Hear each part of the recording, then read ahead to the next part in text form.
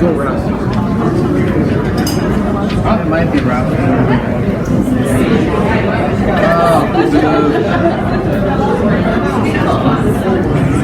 Ross McNicoll. Hey, you're right. Ross McNicoll simply enjoys his bowling, and this enthusiasm would bring him to the Hall of Fame. Well, he began his bowling in Toronto's West End. He actually met his wife, this is lady beside me, his wife Georgia, while bowling at Knott Hill Bowl in Scarborough. Georgia and Ross, incidentally here with lots of hair. They were married in 1971 in St. James Bond United Church in Toronto. Here's a wedding picture with some family members. To the left of Ross and Georgia is Ross's sister Norma and her husband Larry. Georgia's mother Irma is in the back, and Georgia's brother Peter, there was, I say, both in behind.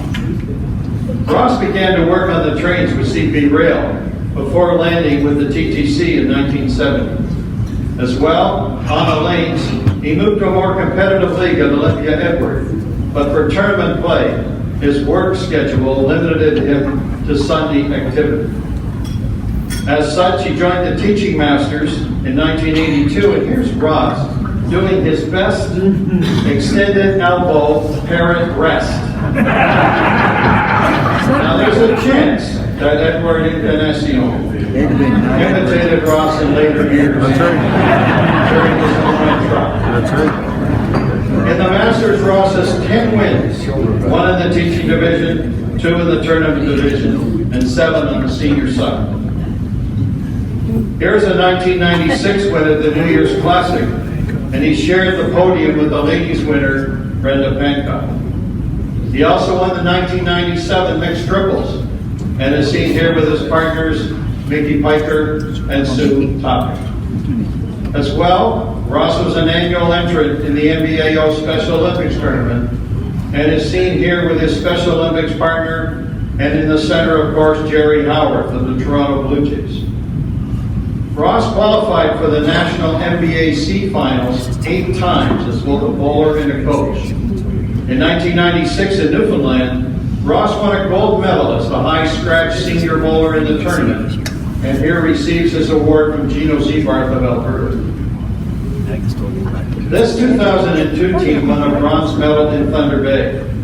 From the left is Coach Sid Morris, Carol Patton, Fraser, Jerry Coombs, Josie Tuck, and Ross. Ross coached this 2012 team in Newfoundland. At the top is Ross, Jim Mills, and then Carl Jordan. At the bottom is John Matteo, who's here tonight. I see him over there. Roberta Blake is in the center, and Brenda Pancock on the right. Ross was equally impressive in the Open, qualifying 23 times, beginning in 1992.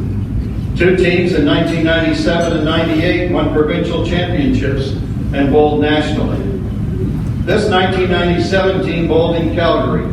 From the left is Ross, Palmer Knight, Coach Doug White, Greg Pederitis, John Inglis, Sebastian Blanchette, and Dave Slappendale.